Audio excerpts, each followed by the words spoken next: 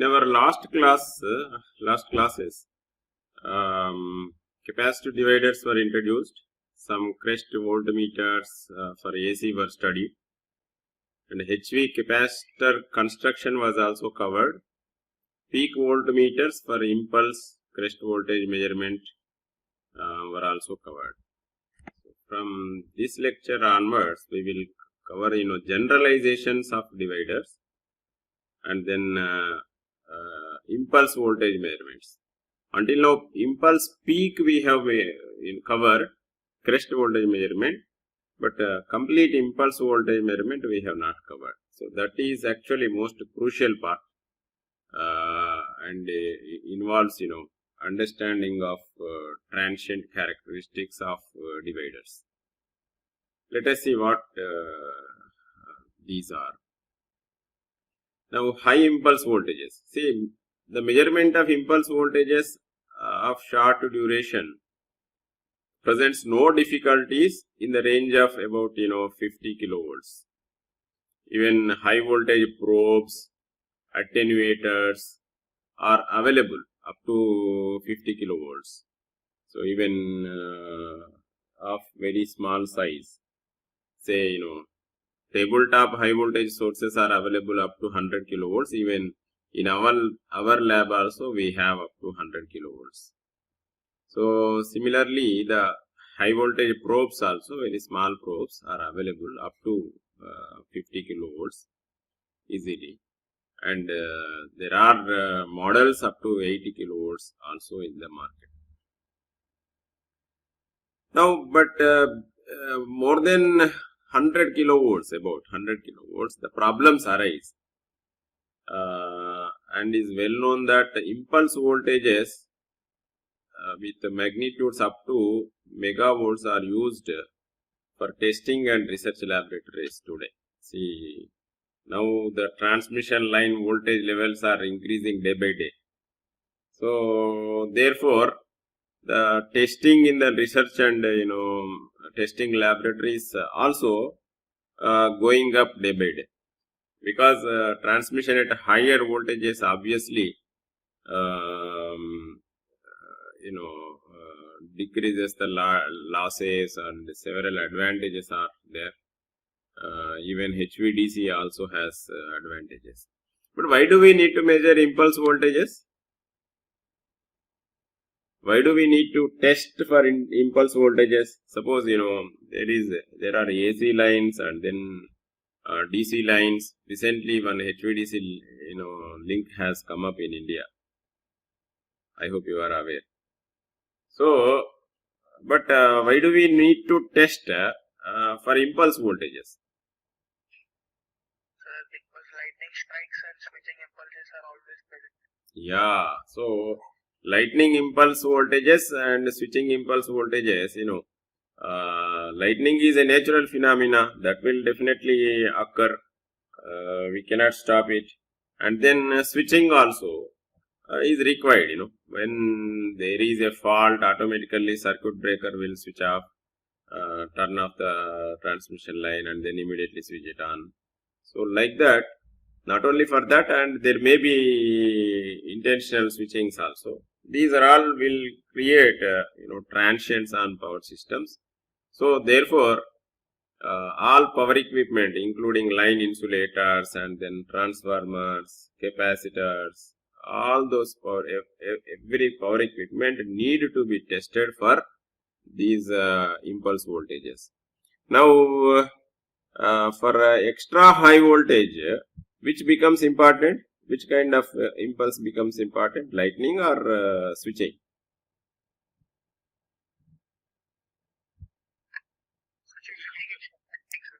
Switching becomes important. As voltage levels increase, lightning importance will go down, and then switching importance will be high. So the reason is lightning voltages you can assume they will generate fixed voltage. So as you are going on increasing the voltage level, that voltage anyway becomes insignificant, and then therefore the transits will become insignificant. So the switching becomes important. Now, The voltage dividers necessary to accommodate such high voltages are specialized apparatus. See, already we have seen, actually all dividers have been introduced to you. But until now, for impulse voltages, we did not talk about how they are different and then what compensation need to be done. A little bit modification need to be done. So here, why they are specialized apparatus? Here, it is not, like single frequency AC or even DC, but this is impulse voltage. So it has, many frequencies in a certain range of frequencies, especially when you chop the voltage, chop the impulse voltage. So why do we need to chop the impulse voltage? Actually, standard impulse is, like this, right? 1.2 by 50 microseconds. It looks like this. So, but chopped wave means, somewhere we will chop like this. When such chopped voltages will occur in the transmission line?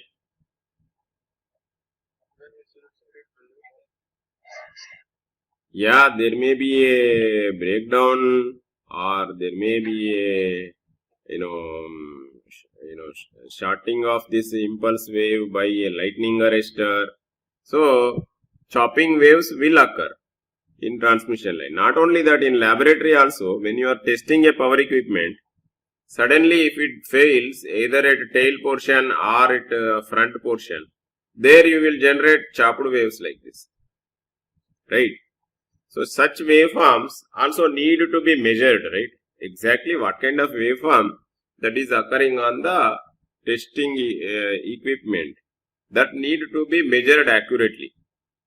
So, for that measurement, this is high frequencies are involved in this. So, when high frequencies are involved, then until now, what we have been doing, until now we have studied resistive dividers, capacitive dividers and all. But we did not consider impedance as inductances, right? We have considered stray capacitances and all. But inductances we did not consider. Now with the high frequencies are involved, then the small leakage inductance of connecting leads will become due to say just multiplication by omega. They will become significant now. So in transfer characteristics of this voltage measurement system, definitely these will also come into picture. Therefore, the design should be careful and we have to test the transfer characteristics under transient conditions, high frequency conditions. So that is why these are all specialized equipments. Application of such voltage dividers needs a fundamental understanding of the interactions present in voltage dividing systems. So probably the most difficult field of high voltage measurement technique. Yes, understanding the voltage dividers for impulse voltage application and the understanding the fundamentals of interaction between voltage divider and connecting lead and then low voltage arm and then measuring system and oscilloscope or whatever it is. This entire system, how it works. So understanding this is actually a crucial part in high voltage measuring techniques. So introduction to theory as well as then constructional details are covered in from this lecture onwards. Maybe another 2 lectures it will be complete. So generalized voltage generation, dividing system, transfer properties of the whole measuring circuit, low voltage arm construction are covered from now onwards. Now this is the standard layout of a measuring system. So you can see here there is a voltage source, typical voltage source. This is general I am talking about for any measuring system. This voltage source can be AC, DC or impulse. Of course, currently we are talking about impulse generation, but in general this can be any type of voltage source. For other also the layout is similar, but of course for others, for impulse generation, so this must be followed. This layout must be followed. For others, for DC and AC, the connecting lead, may not be that serious. Even divider can be incorporated with the voltage source itself. So first let us go through this one, what are all the components we have. Now you see, from voltage source there is a connecting lead through a resistance R1 to the test object. This is the test object. Test object means that is object under test, that can be a transformer, a power cable, or a capacitor, or a lightning arrestor, or a circuit breaker, or insulator strings, or any kind of a bushing, just testing a bushing. So like this, any power equipment under test, that is test object. So how it is connected, basically what it is actually, if you were asked to tell its nature means, what kind of device it will be. Object under test. Basic parameter. Capacitor. Yeah, it is a capacitor. So there is a voltage source here, and there is a connecting lead here, and there is another resistance here. So this resistance is called here current limiting resistor, R1, right? So there is a purpose actually for using this R1. In case of AC and DC measurements, R1 will serve the purpose of current limiting. Okay, why current should be limited through R1? Why should we limit? Protect the test object. So when test object is failure, then we will need a current linkage. Yeah. We don't protect the test object. Test object is under test. It has to survive. Whether it survives, otherwise it is gone. Right? We are testing the test object only, but we are applying certain voltage. So if it does not survive, we are not going to protect it. We will simply write that it is failed. Okay. Our objective is to protect the voltage source. We have to continue testing, right? We have to test for other test objects also. If there is some problem with test object, means manufacturing defects, or the test object is not perfect. That is the purpose we are testing, whether it will survive or not. So there is a chance that it will not survive also. So in that case, what will happen? It will break. It will be simply short circuited. So when the test object simply gets short circuited or fails or breaks, then obviously if there is no resistor R1, you are simply shorting the high voltage source to the ground, right? That is why there should be a protecting resistor or current limiting resistor R1. But of course, this also serves another purpose especially when impulse voltages are concerned. Why? Impulse are high frequency measurements. So when impulse also involves high frequencies. When high frequencies are involved, so what this connecting lead will become?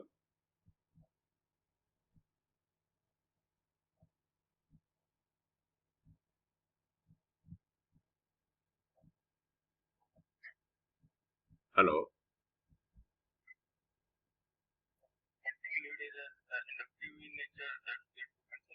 Yeah, connecting lead. Of course, normally the inductance, if the connecting lead length is small or the frequencies are low, or if it is DC, then connecting lead inductance can be neglected. But when breakdown occurs, and then when high impulse voltages or high frequencies are involved, even when switching also, suddenly you are it is like a step voltage. So certain oscillations will occur at that instant, right? So this is L, this is L, and this is simply C shorted. So L and C before shorting also, for high voltages, this L and C oscillations are possible. So therefore, to control the oscillations, to limit the oscillations, what is to be done?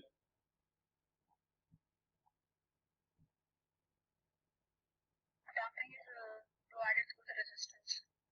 Yeah, so this R1 provides damping to oscillations also, apart from current limiting, acting as a current limiting resistor. So when this is the purpose of R1. Next, after test object, you see divider is connected here. This is voltage divider. This can be resistive divider or capacitive divider, or mixed type of dividers. Until now I have not introduced it to you. That will come soon. Mixed type of divider means resistor, capacitor, like that. So this is divider, voltage dividing system, and then this is connected through a resistor R2. Okay. So this R2 has specific role. Just after 1 or 2 slides I will tell you in detail. So this is actually called damping resistor. Resistor R2 curtail the voltage fluctuations due to internal discharges in the test object. That is one reason. R to reduce the pre-discharges.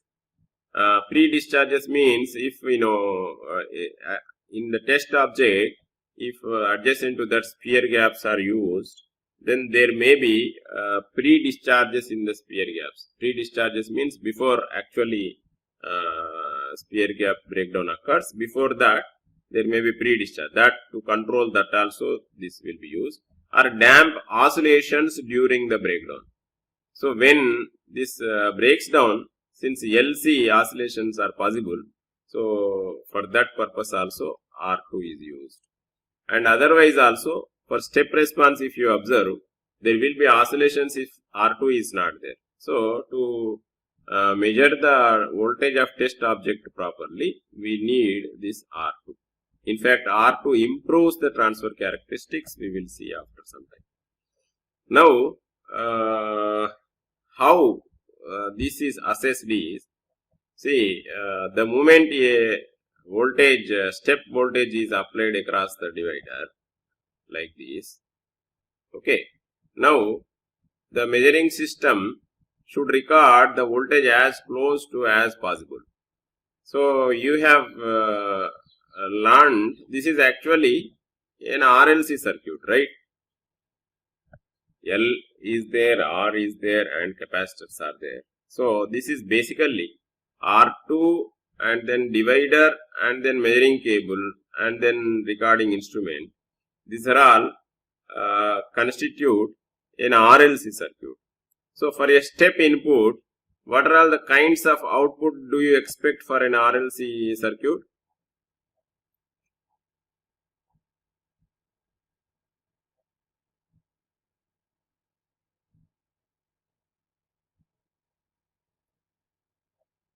What are all the kinds of response that you can expect?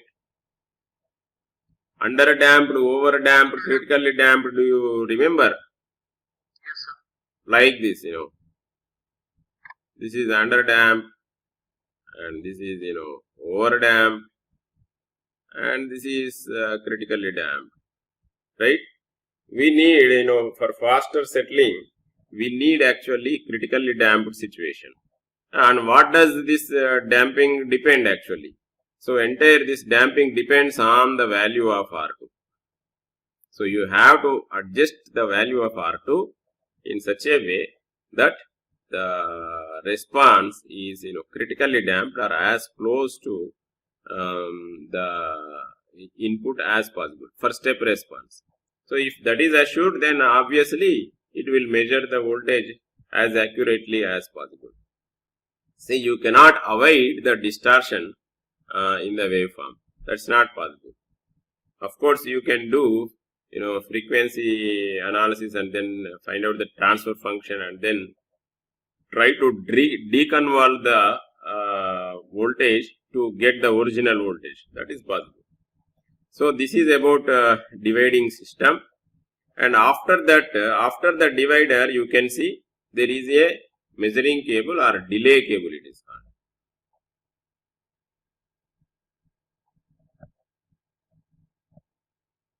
called. Now here this measuring cable, it's also called a delay cable. See, impulse is a single shot event, right? So the moment you apply voltage through at the high voltage source, so actually it is a wave phenomena. It travels to the test object, and test object will be subjected to that waveform. Whether test object survives or fails, that is a different story.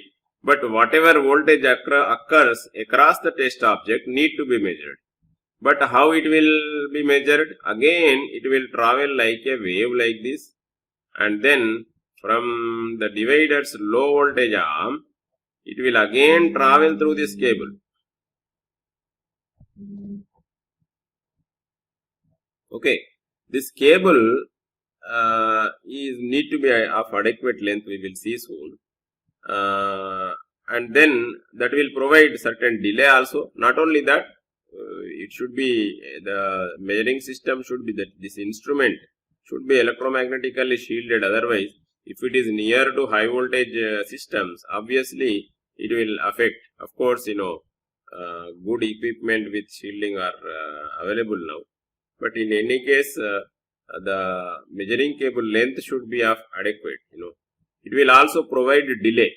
In olden days, instantaneous measurement was not possible. In that case, this cable provided proper delay so that it gives certain time for the measurement also. So after certain delay, the waveform will appear. So exactly for that delay, we can set the oscilloscope and then measure the waveform. So that used to be done. But now automatic sensing oscilloscopes are available, which will sense the voltage crossing a particular magnitude and then start recording the impulse voltage waveform. So those are available now. So, but this cable is required even from safety point of view, or to get the signal from divider to oscilloscope in a particular manner. Otherwise, it may be influenced by the high voltage itself or surrounding systems. So to avoid that and to take the signal properly, we need this delay cable. And then finally there is a recording instrument, and you can see here cable conductor is there. So through centrally, and there is here it is connected to the ground, and here also it is connected to the ground. But there will be terminating impedances also here, that we will see in another lecture. What are the roles of these terminating impedances? Actually, transmission line you have studied, I think, somewhere. So transmission line, have you heard of surge impedance? Yes, sir. So surge impedance. Transmission consent that in measuring cable are only considered Root L by C. Z surge impedance is root L by C. If you ignore the losses, it is approximately equals to root L by C. If you don't ignore the losses, you have to consider lossy portions also here. So this is called surge impedance. This is the impedance seen by a traveling wave. Okay. So you have to see the traveling wave sees this impedance, and if at the end of the cable if there is no impedance, then it will see it as open. So then the voltage gets reflected there, and if at the end of the cable if there is a short circuit, then it sees the impedance suddenly zero. So based on the terminating impedance, that reflections will occur on the cable. So that we will cover separately. So for that reason, at the end we need to connect certain terminating impedances, so to avoid the reflections. So this is about basic layout and then constructional details of this layout. One more thing, there is a ground return here. This is also very, very important. Very long ground return is there. So about these, the details about these we will study in next few slides. Divider location. So you can see here, divider is located at this place. At this place means away from the high voltage source. This is high voltage source and divider is separately connected. Why not divider, connect here itself? Will there be any problem?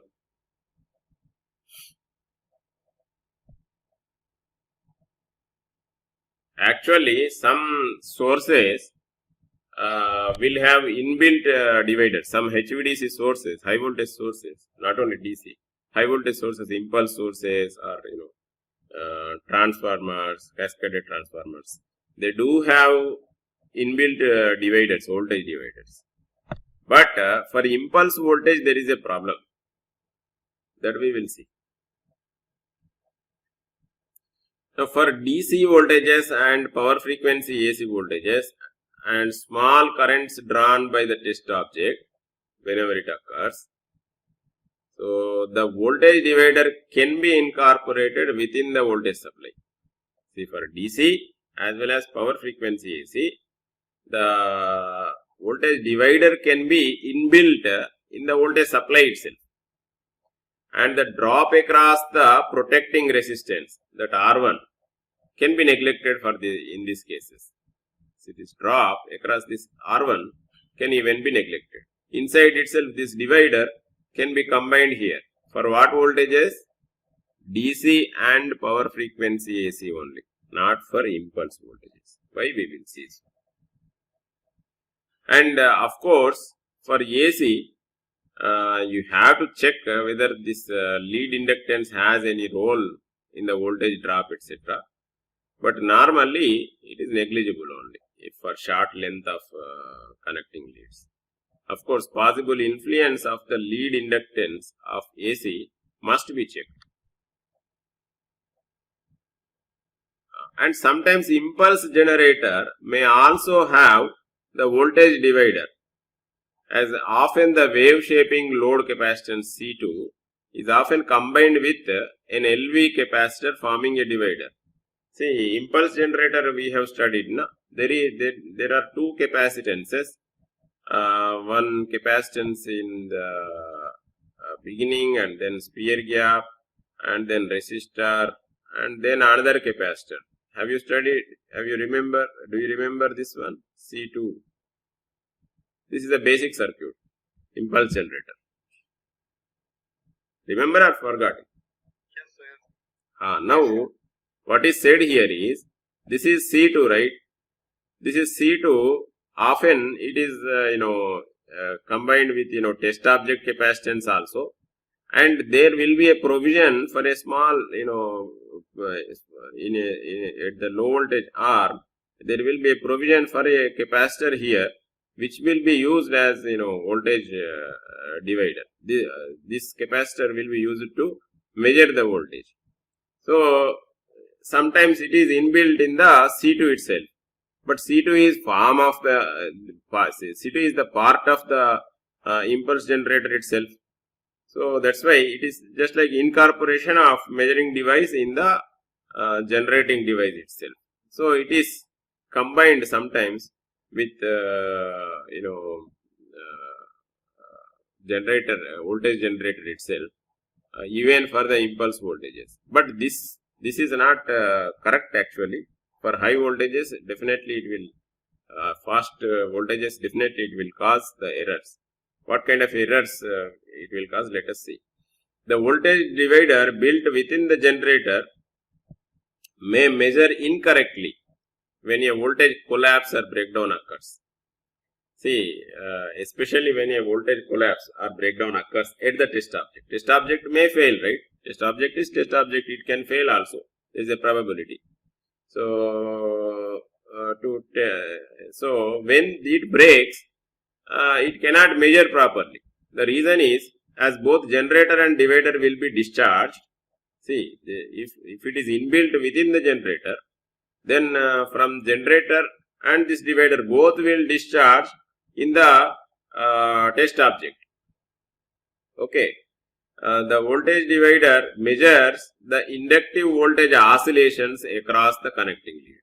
What it measures? It doesn't measure actual voltage of the test object. So that's I will explain here. Now, suppose this voltage divider, instead of here, it is inside this this voltage source. Okay. So, divider is also inside here. I am drawing divider here. Suppose this is a capacitor divider. So, now if this test object fails, there will be short circuit like this. Now, when this is short circuit and since high frequencies are involved, then this lead, this connecting lead should be considered as an inductor in series with a resistor. Right? Then it is grounded. This test object is grounded. So, now what kind of measurement the divider will do now?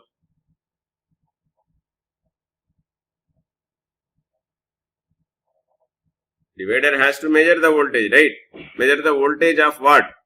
It has to measure the voltage of the test object. Do you understand? So, what will happen? This possibility will be there. Of course, this R1 has to be designed, for protecting this circuit. The primary objective is. So, there is a limited control on this R1 for controlling the oscillations. So, the divider and the divider plus voltage source has huge energy and that will be discharging huge current. Therefore, the voltage oscillations are pronounced here when the divider is along with the voltage source. So, this will cause the errors in the measurement. We may be thinking that it is measuring the voltage, but it is in fact measuring the oscillations across the inductor connected to the test object. Test object voltage already collapsed. So, that collapsed voltage, how it collapsed exactly, that is not measured by the divider, but it will be measuring the voltage across the inductor and in series with R1. So, this is the problem actually.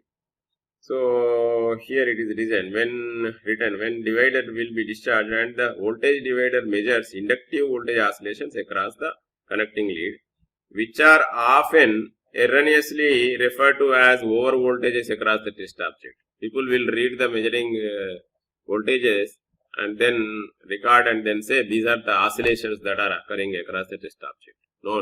That are actually due to the voltage oscillations across the lead, actually inductive lead. So, this is one problem if the divider is incorporated within the impulse generator. Now, second aspect is damping resistor.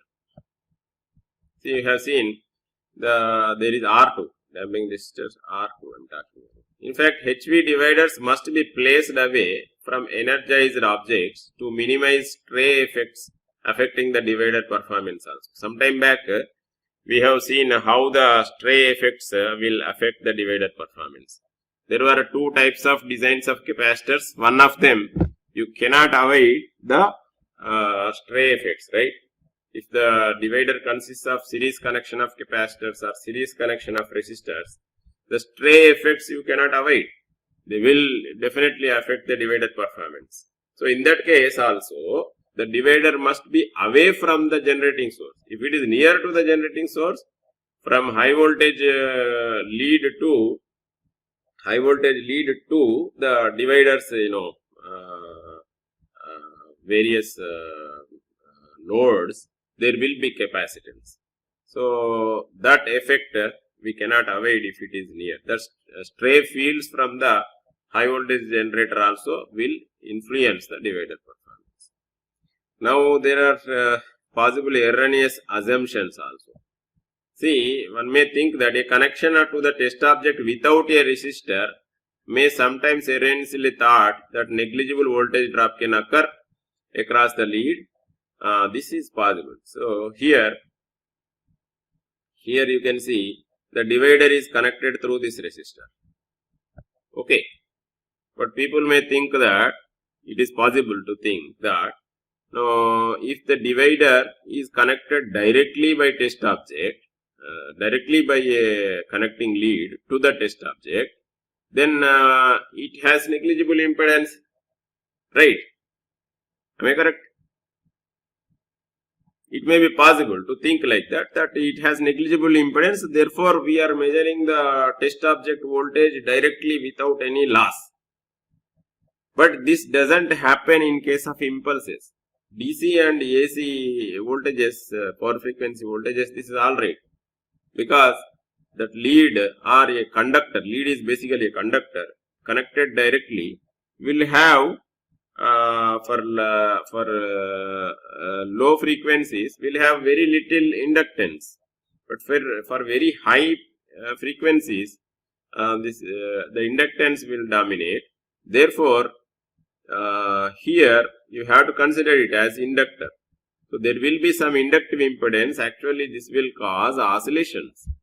So you have to damp these oscillations by using this resistor R2. So connecting directly by a lead without a resistor is not actually accurate.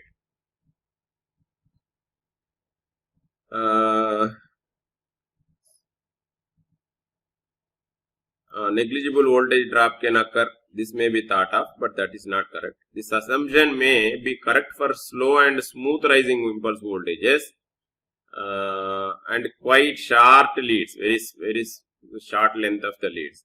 But for long leads that are normally used, the connecting lead acting as an inductance induces oscillations along with the test object capacitance, which remain undamped without a resistance R2.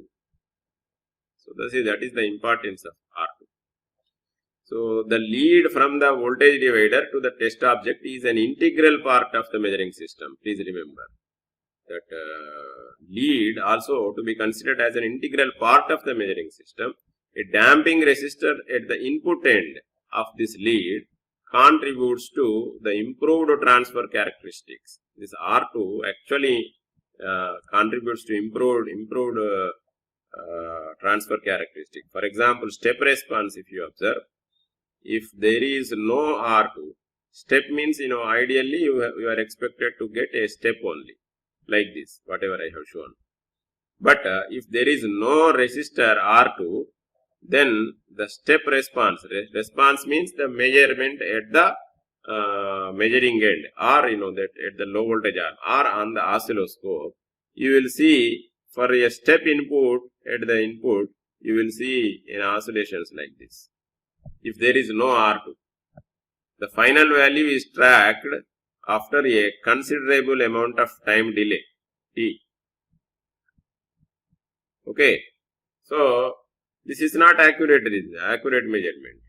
Now, if you introduce R2, you can adjust that to a critical damping situation where the output tracks the input very closely, very fast. So this is what is required. And next, and for the measurement of lightning impulses, therefore the layout of the circuit given must be used if an accurate measurement of full and chopped voltages is desired, especially for lightning, because lightning is shorter than the switching impulse voltages. Do you remember?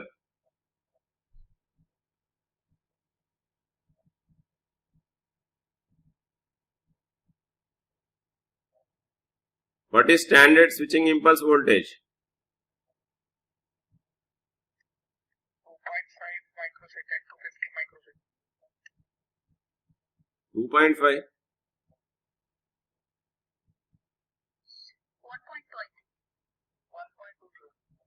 1.2. 1.2 is lightning. Rising 1.2. Rising 1.2, that is lightning. 1.2 by 50 microseconds. Switching impulse you forgot. 250 rating is 250 microseconds. Ah, 500 microseconds. 250 by 2500 microseconds. So which is faster? Lightning is faster. Okay. So for accurate measurement of lightning impulse voltages, therefore the layout must be followed.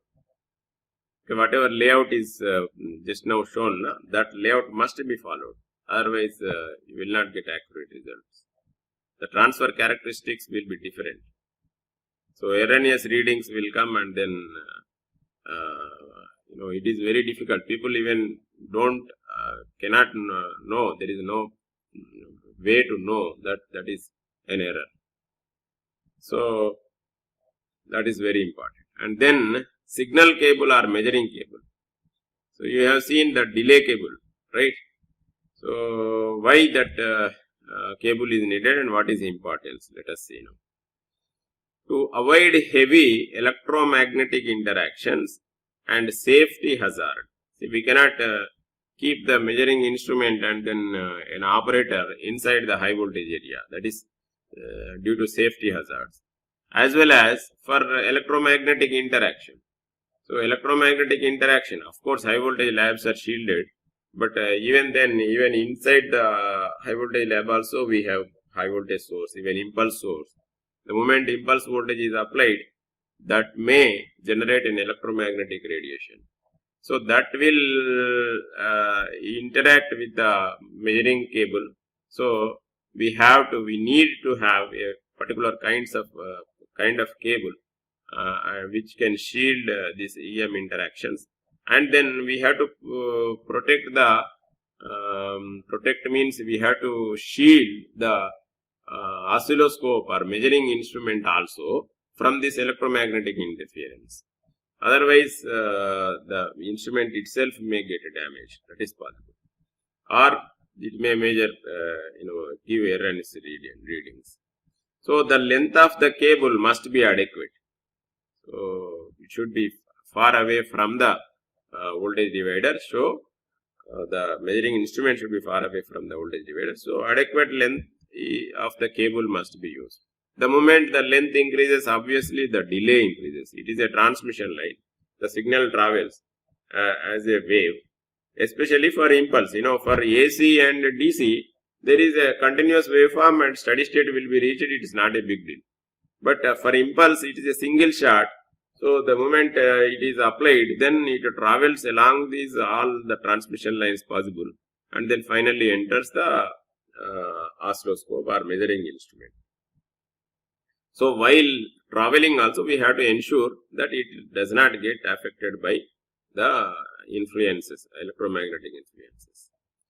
Now, of course, unless special recording instruments withstanding the electromagnetic impacts are used, otherwise the length of the cable should be adequate.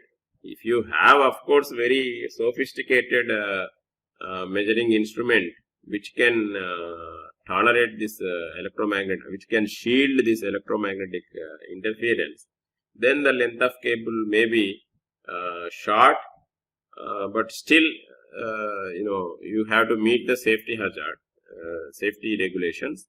So for certain minimum distance, you should have the cable. Then the signal cable should be of coaxial type. Ordinary braided shields may be used for DC and AC. Here I have shown 3 types of cables. You can see here. So I hope it is clearly visible here. This type of cables you might have seen in laboratory. So here there is a central conductor in the center of the cable, and then this is braided shielding type of structure. Several strands of small wires will be arranged like a mesh type, and then surrounding the this insulation. So there is a central conductor and outside another conductor, but the outside conductor is of braided type. This is called braided type, not solid type. So this braided cables are sufficient for AC and DC, but for impulse they are not sufficient, let us say. Now for impulse voltage measurements, these cables must provide very low losses to reduce distortions. So therefore, rigid or corrugated shields means like this. So here you can see. So the shield is, it's not a mesh of wire here. It is a solid structure here, the outside shield. This is central conductor, and these are outside shields. Outside shield is, solid, type or rigid type, or called corrugated shield. This is, also called, there is a name Flexwell cables. This is of course from some company Nemco Limited and often actually doubly shielded constructions are recommended like this. So doubly shielded means there is a inner conductor, again one shield, and above that another shield, third shield. So second shield rather. First central conductor, first shield, and then second shield. So this type of constructions are considered suitable for impulse voltages because of high frequencies involved. So it is very sensitive to the outside interference.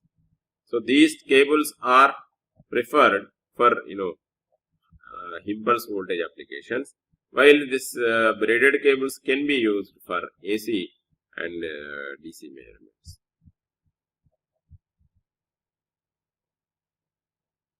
And then ground return. So you can see here,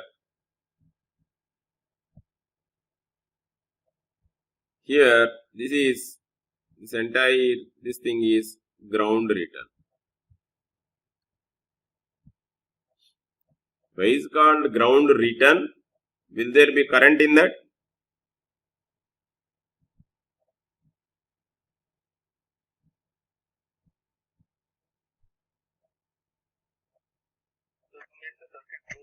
Yes. Otherwise circuit is not closed, right? Of course, if you think electromagnetically, the wave travels between high voltage and ground. Okay, across the dielectric. That is a different wave as a wave. That is a different story. But here, if you understand from circuit theory perspective, ground return is the path that is required for closing the circuit, right? One is high voltage, and then from where it should go back. So there is return, that is ground return it is called. What is this ground return? So is it simple wire? No, actually simple wire will create problems actually. So how this ground return is to be made, let us see. So during breakdown, large and heavy oscillating short circuit currents are developed, and hence ground return with simple leads only. Simple leads means simple wires only cannot keep the voltage drops small. Voltage drops can rise huge due to if you use only simple leads, because the currents involved are large. Therefore, what is done is large metal sheets of highly conducting material such as copper or aluminum are actually best for this ground return. Means at the bottom of the impulse generator, normally we will put aluminum sheets. So they will act as ground return. So since large cross section is available for the current to travel, then the voltage rise will be kept under limit. This is one way of doing this. Actually, this is the best way to keep the metal sheets, is the best way. But sometimes ground returns in combination with a Faraday cage also give similar performance. Actually, mesh type construction of these ground wires can be done on the floor also, at the sides of the walls also. So of course, roof is roof only, continuous roof only. So this type of structure, mesh type of structure with certain minimum or a certain maximum spacing in the mesh or mesh size should be limited to certain radius or certain width, depending on the limiting of electromagnetic radiation. So this type of construction is also possible for ground return. So this will also give as similar performance as these large sheets. So some of the laboratories, of course, continuous metal sheets are costly, right? So that's why some of the laboratories use this type of construction. And of course, the solution, cheapest solution is to use metal tapes of large width.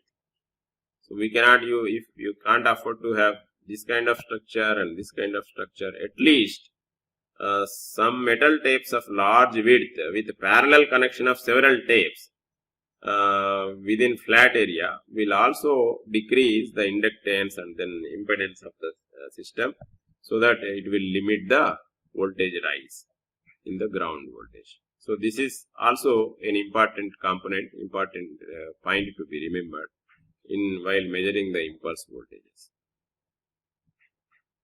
Then this is a potential divider for impulse voltage measurement. Now, okay, we have studied basic layout of this one, and then let us go into details of potential dividers used for impulse voltage measurement. This is the typical schematic diagram how the potential dividers for impulse voltage measurement will look like. Here, of course, the damping resistor and then connecting lead.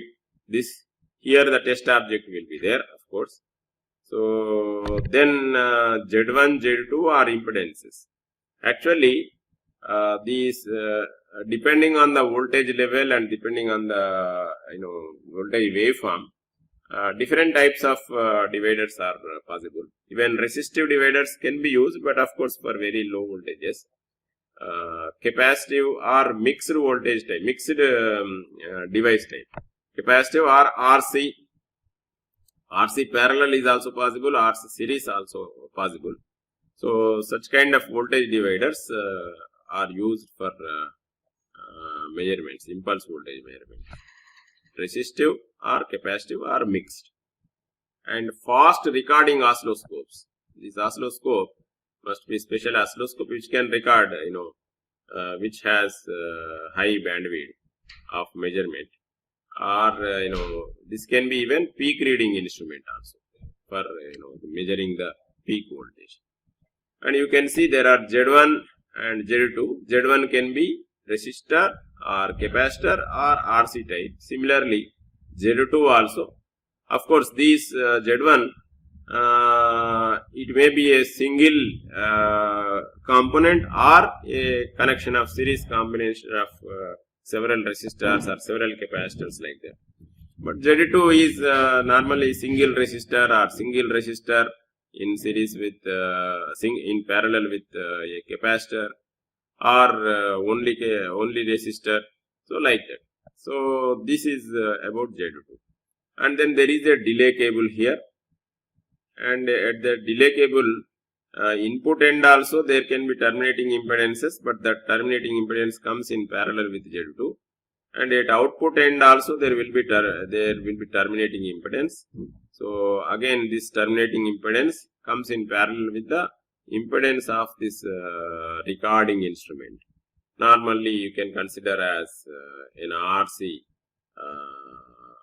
impedance like this. This is input impedance of this measuring instrument, RM or CM, you can name it. So this is the typical schematic diagram of a potential divider for impulse voltage measurement. But what are all the requirements for impulse measurement? Let us see.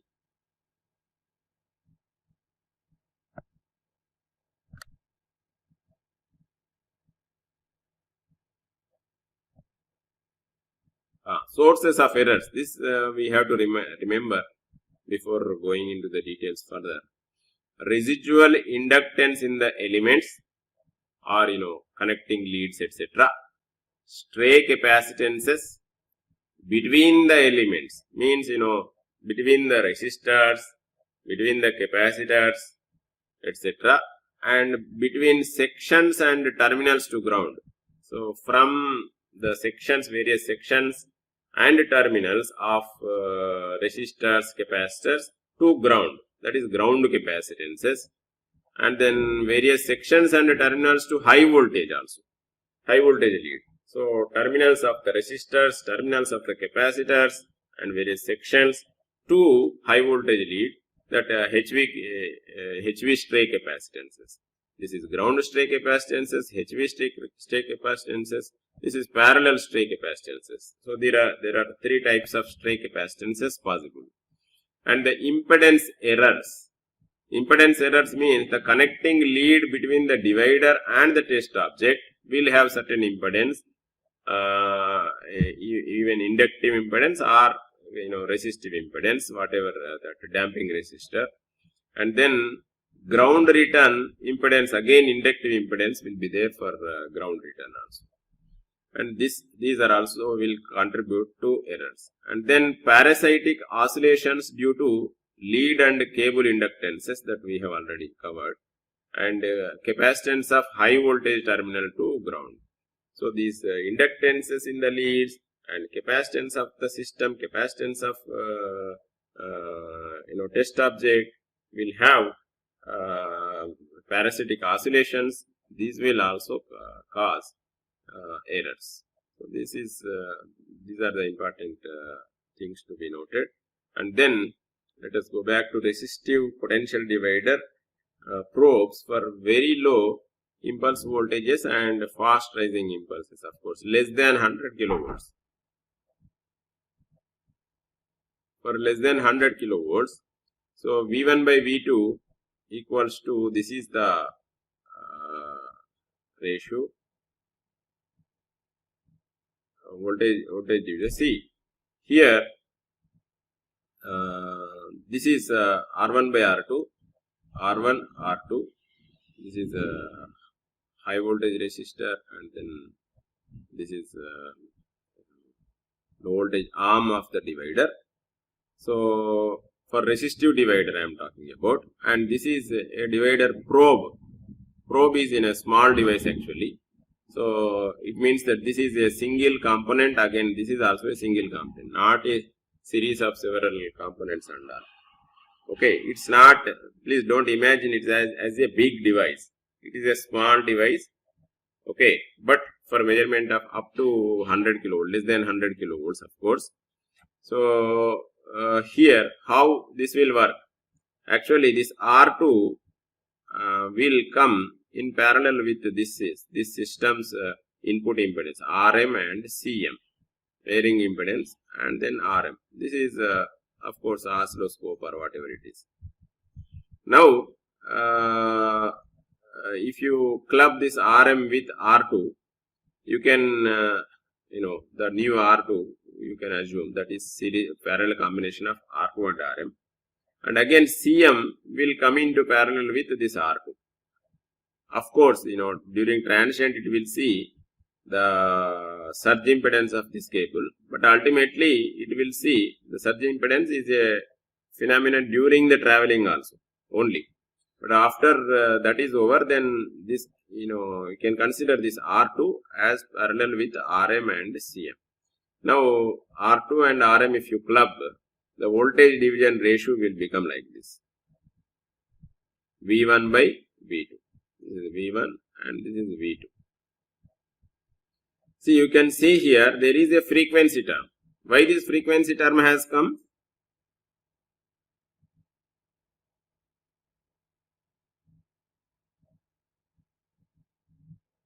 Measuring instruments capacitance.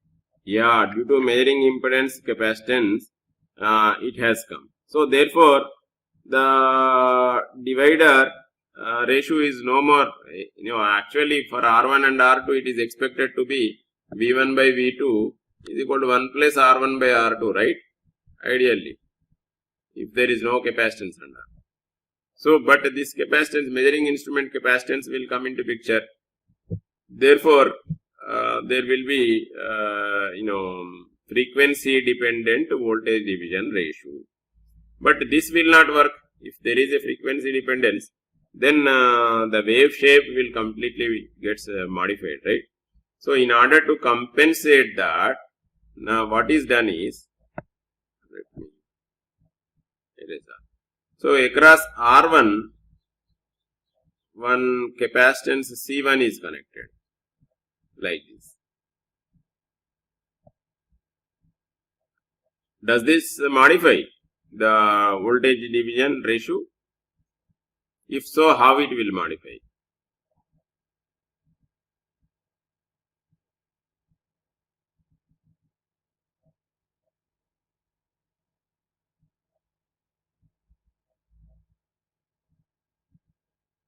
Just like a bridge, sir. Now you can consider like this. R1 and C1 R2 parallel to CM. C1, and then similarly in low voltage arm R2. R2 is of course combination of R2 and Rm. You remember that one. Since both are resistors, I need not give a separate resistor for that. This is the equivalent circuit we can think of. This is Cm here. Okay. Now, can this circuit be frequency independent? Frequency independent?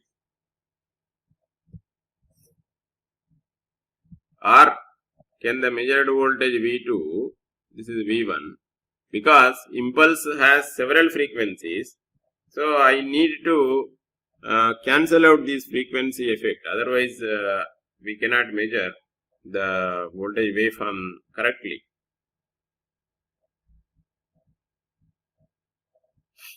Is it possible to make this kind of circuit frequency independent?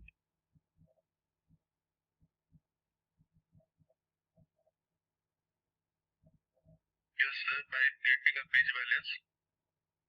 Bridge balance. What do you mean by bridge balance? Of R1 and C1 is equal to product of R2 and C1. That should be done. R1 C1 is equal to R2 C2.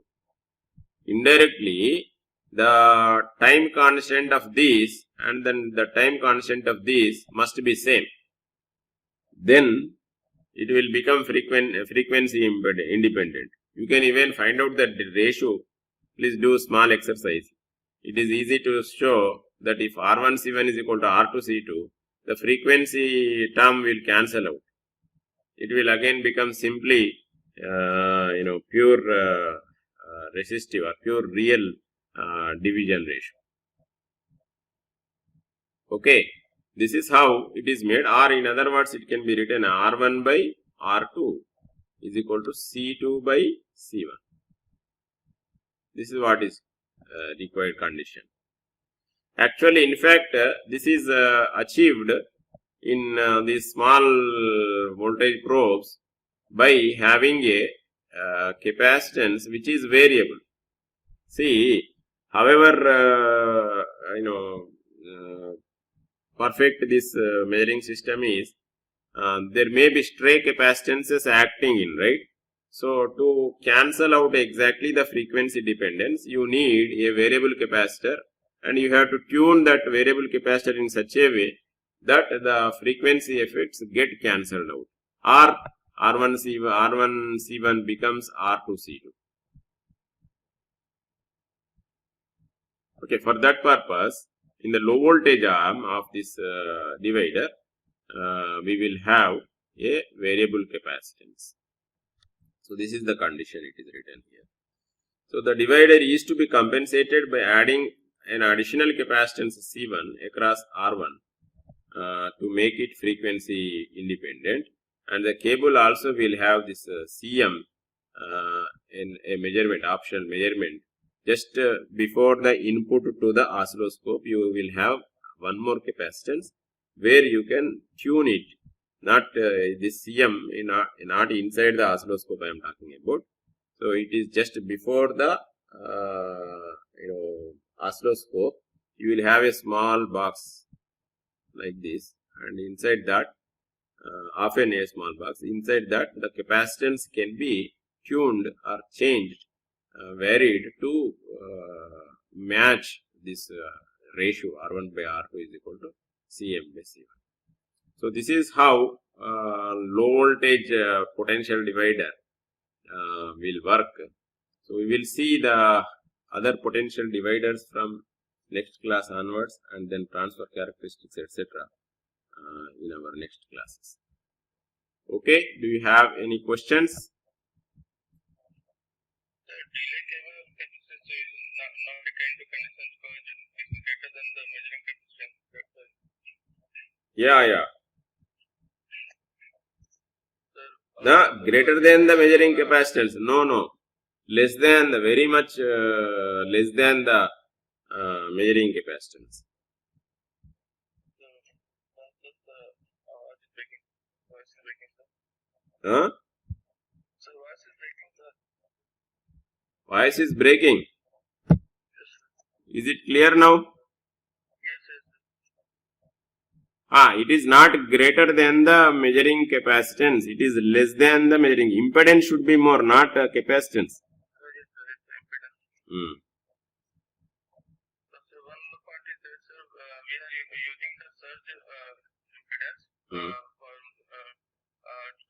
sort of ending with an impedance such that reflection cannot be happen. Can't we use an optical fiber so that angle of critical angle must be greater so the total.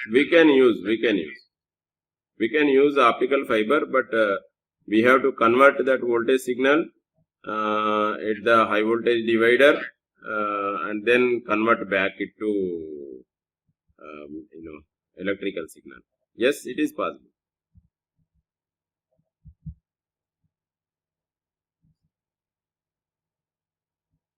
Any other questions? Instead of Faraday cage, similar that the earth mat which we are using in transformer service station for providing the grounding.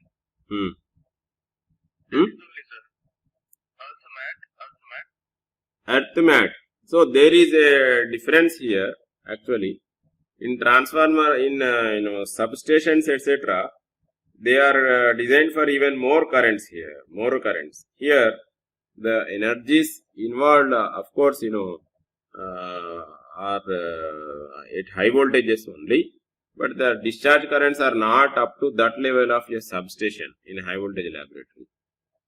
Mesh construction is recommended that wire thickness, etc. designs will be different for a substation and a high voltage lab.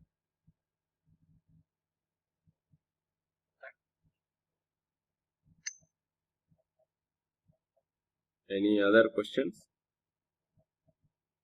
Okay, so we will continue.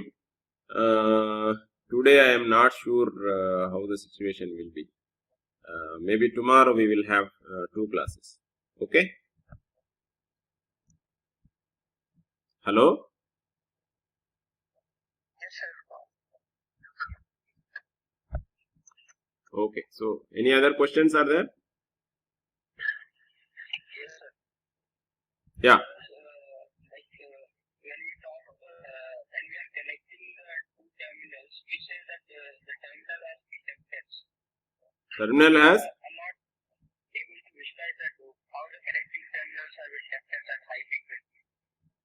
Not terminal. Connecting lead. Connecting lead is a wire, right? A wire has always an inductance. See, transmission line has an inductance. And then this connecting lead is also actually a tube. Metallic tube is used for connecting. you can see in high voltage level. So we have metallic tubes which can be used for connecting.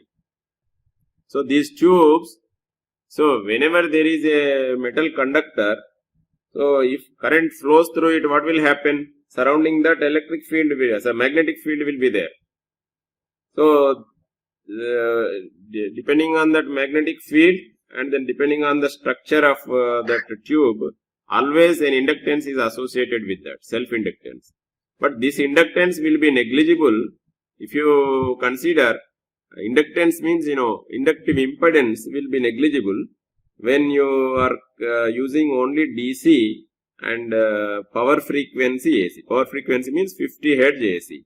At 50 Hz, omega is not that high, so you need not worry about the inductance which is in microhenries, etc. Very small value.